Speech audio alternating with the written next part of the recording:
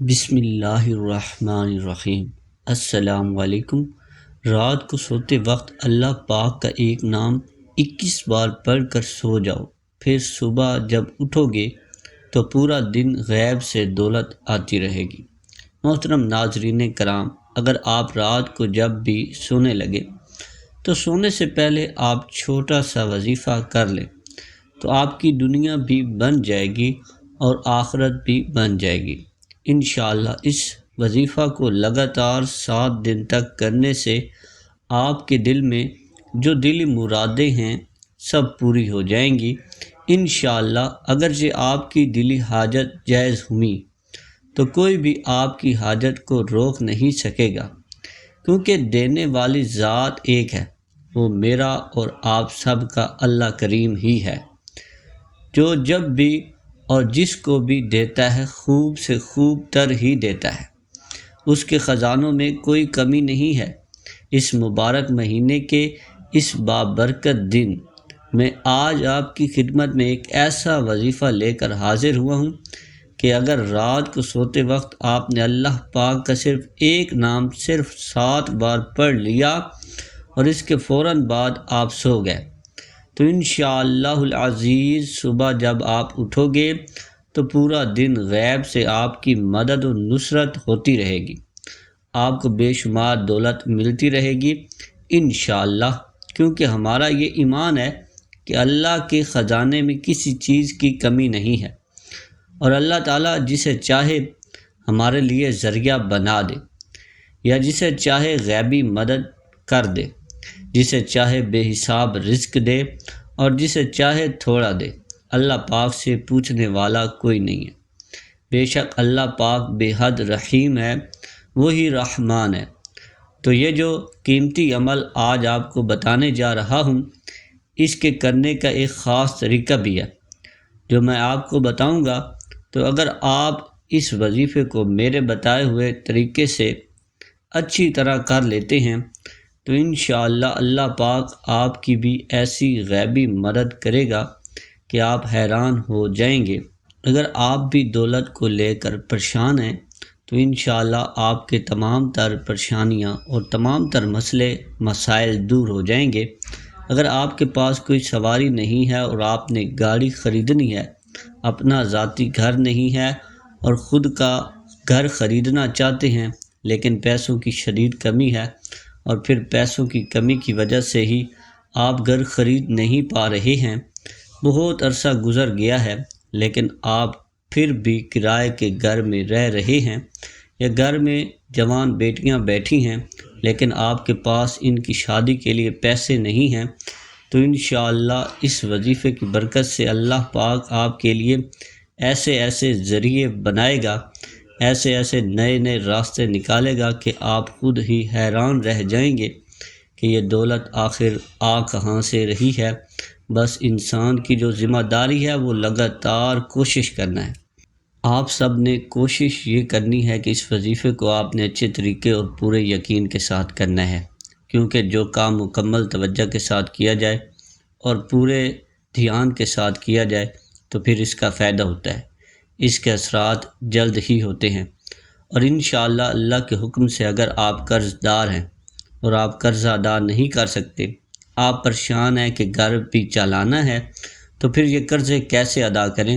تو اس عمل کی برکت سے انشاءاللہ اللہ پاک آپ کے لیے کوئی نہ کوئی وسیلہ ضرور بنا دے گا۔ اگر آپ نے کوئی چیز خریدنی ہے اور وہ آپ کے لیے اہم ترین چیز بھی ہے لیکن وہ چیز آپ کی پہنچ سے بھی باہر ہے اور آپ اسے خرید نہیں سکتے، تو انشاءاللہ وہ سب کچھ آپ کو ملے گا۔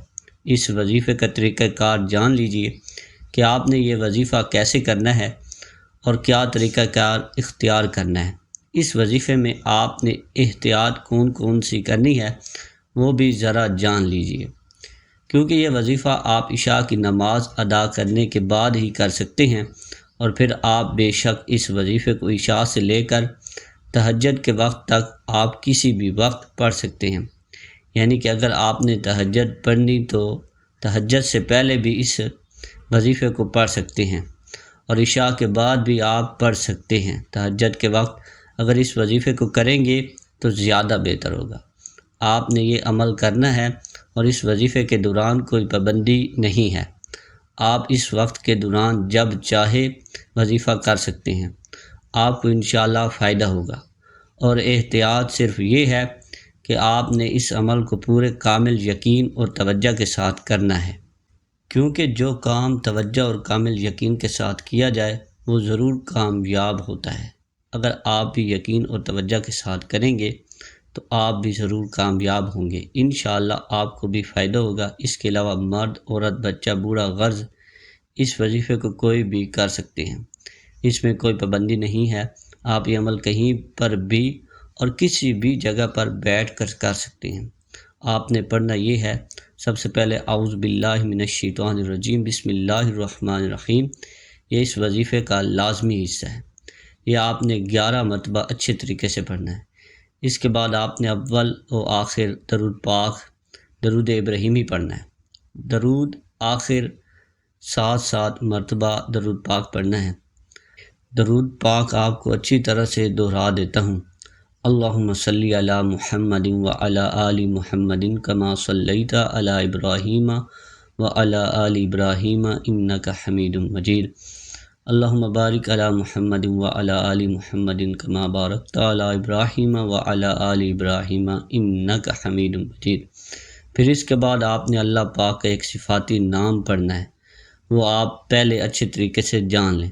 اللہ پاک کا یہ نام یا رزاق ہے، آپ نے 11 بار پڑھنا ہے، یا رزاق یا رزاق، کیونکہ رزق دینے والا اللہ ہی ہے اور وہی اس کے حصول کے اسباب بھی پیدا فرماتا ہے، لیکن دنیا میں رزق کا حصول کسی نہ کسی وسیلے سے ہی ہوتا ہے۔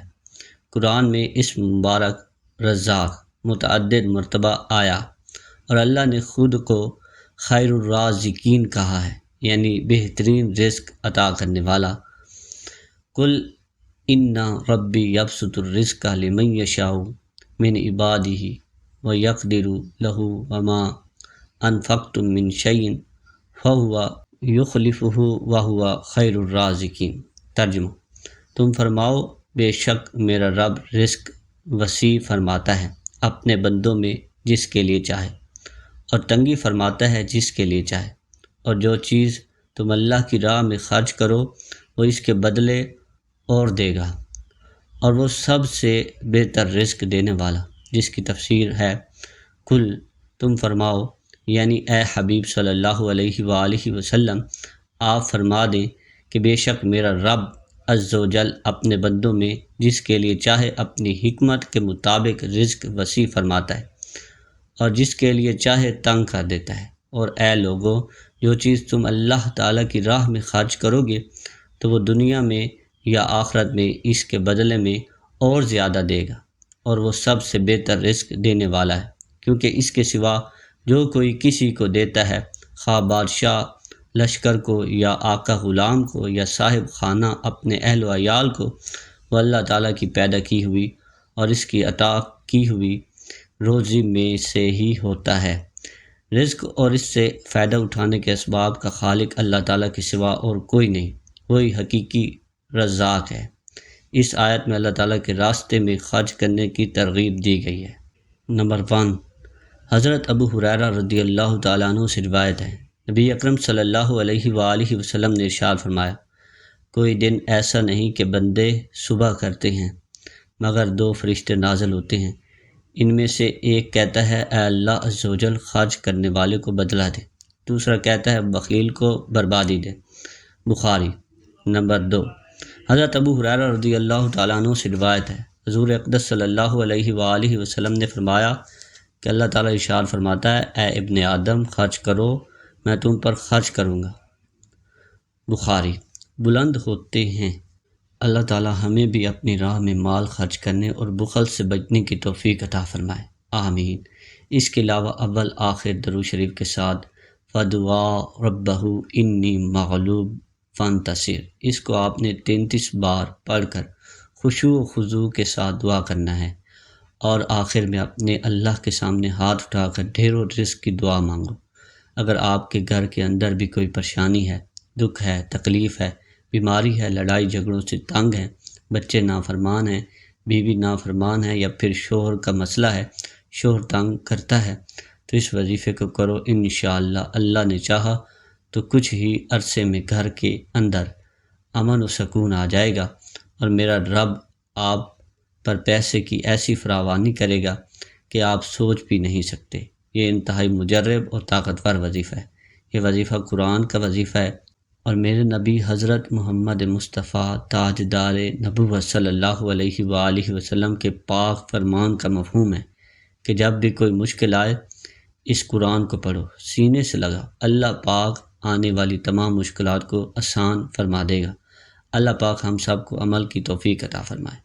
اللہ پاک اس وظیفے میں کی گئی کمی کوتاہی کو معاف فرمائے۔ سب سے گزارش ہے کہ ہمارے چینل علم دین کو لازمی سبسکرائب کریں اور ہماری ویڈیوز کو آگے بھی شیئر کر دیں، اور اللہ ہم سب کو پکا اور سچا مسلمان بنائے۔ اپنی دعاؤں میں ہمیں اور تمام مسلمانوں کو بھی ضرور یاد رکھنا۔ اللہ ہم سب کا حامی و ناصر ہو۔ اللہ حافظ۔